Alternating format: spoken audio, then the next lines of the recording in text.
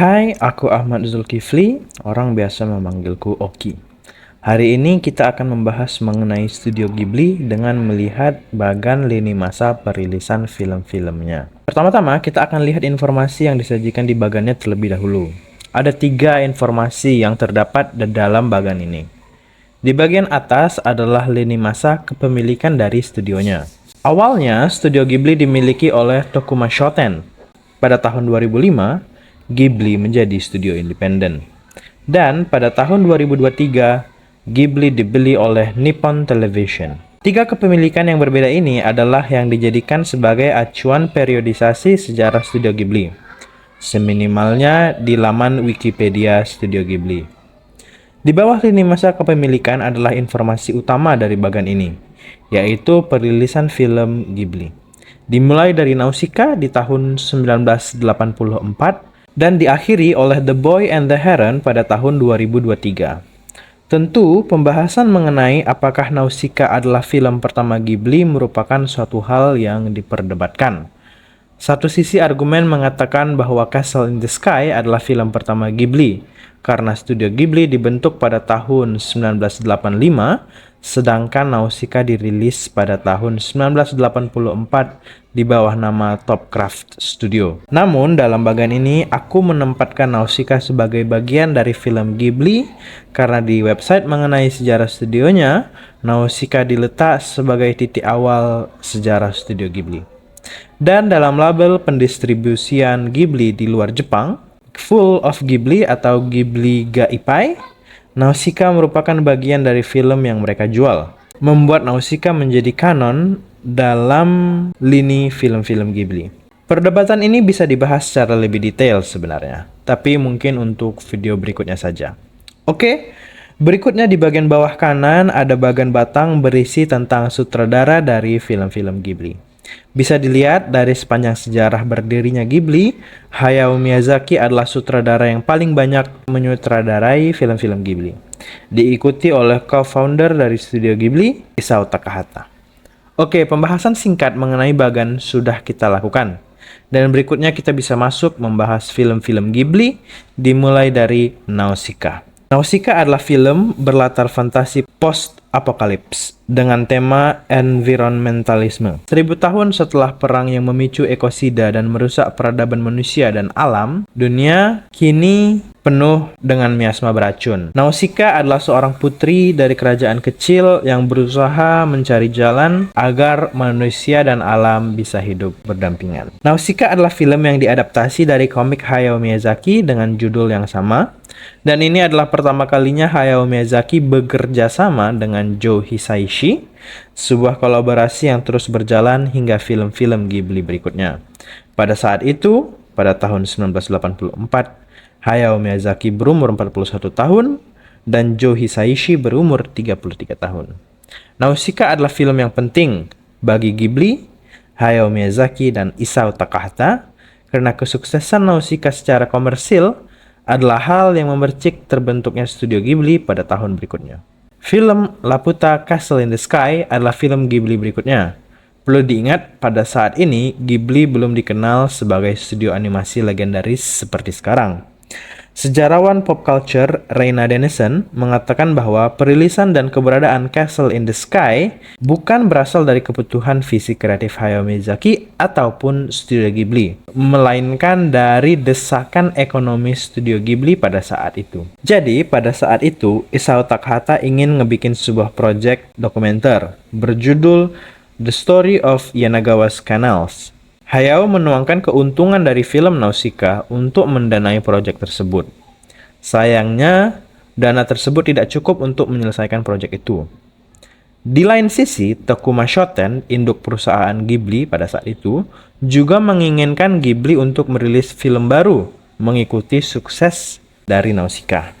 Sehingga para pendiri studio Ghibli memutuskan untuk merilis film baru yang harapannya bisa mendanai proyek mereka dan memenuhi kewajibannya ke Tokuma Shoten. Sehingga Dennison menyimpulkan bahwa pendirian studio Ghibli dan produksi film Castle in the Sky itu juga terkait dengan tuntutan industri animasi. Bukan hanya karena keinginan Hayao Miyazaki dan kawan-kawannya untuk membuat animasi yang berkualitas tinggi.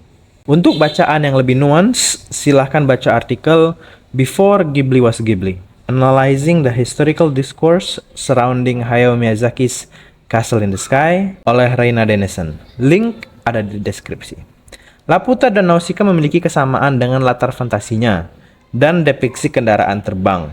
Memang, pesawat dan penerbangan adalah salah satu tema yang sering muncul di film-film Ghibli. Dalam bukunya, Odell dan LeBlanc mengidentifikasi 10 tema yang muncul lagi dan lagi di film-film Ghibli. Pertama ada environmentalisme, kedua terbang, ketiga anak-anak, keempat antropomorfisme, zoomorfisme dan metamorfosis, 5 angin dan cuaca, 6 dunia di dalam dunia, 7 Shinto dan mitologi Jepang, 8 komunitas sosial, 9 Eropa, dan 10 budaya Jepang.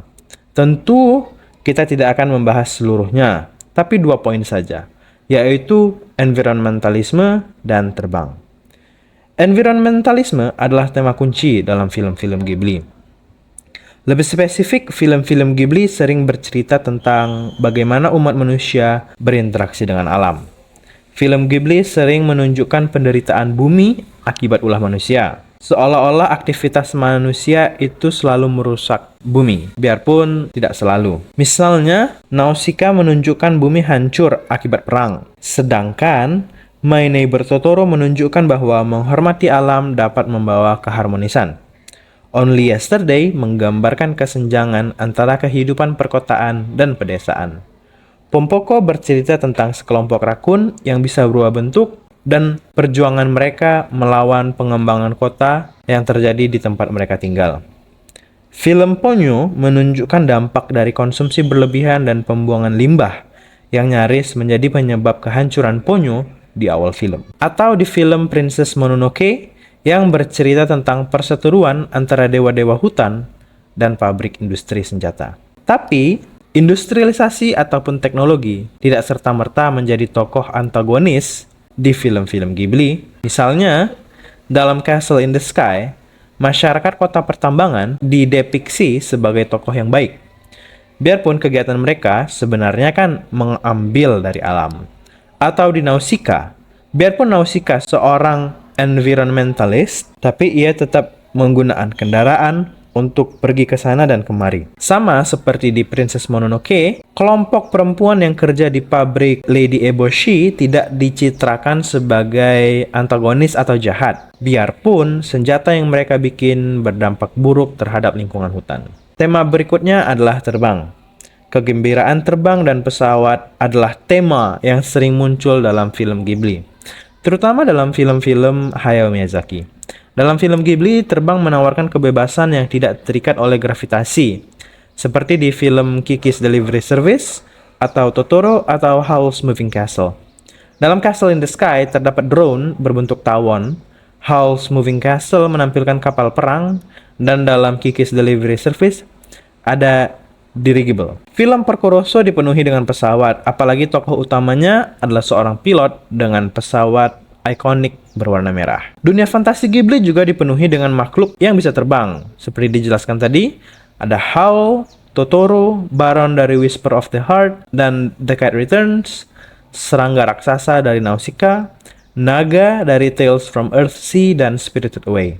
Makhluk-makhluk ini berinteraksi dengan manusia di dalam film dan berfungsi sebagai metafora untuk proses tumbuh dewasa atau menunjukkan bahwa kadang kebebasan datang dengan resiko tertentu.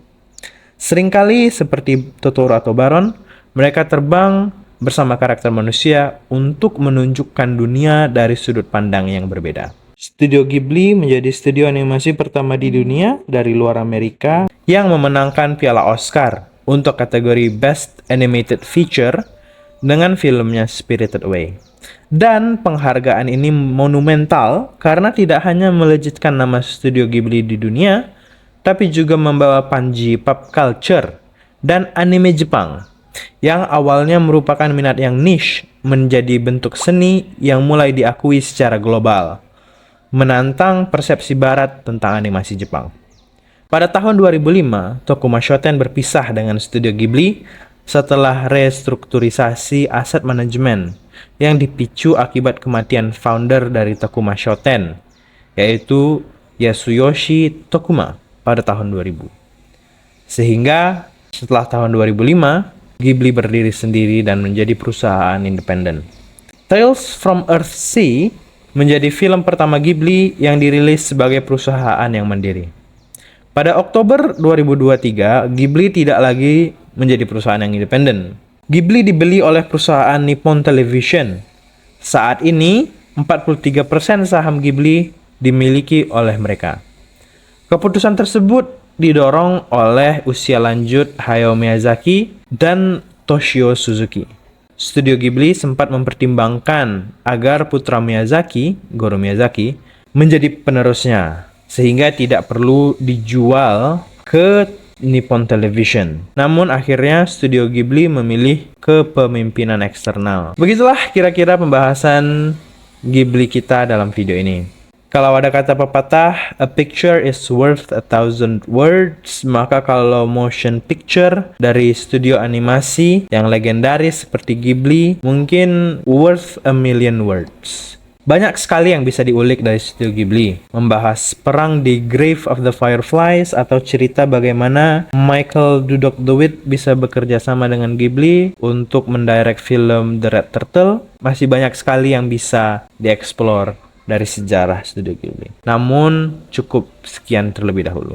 Aku Ahmad Zulkifli, biasa orang memanggilku Oki, dan itu adalah sejarah singkat dari Studio Ghibli.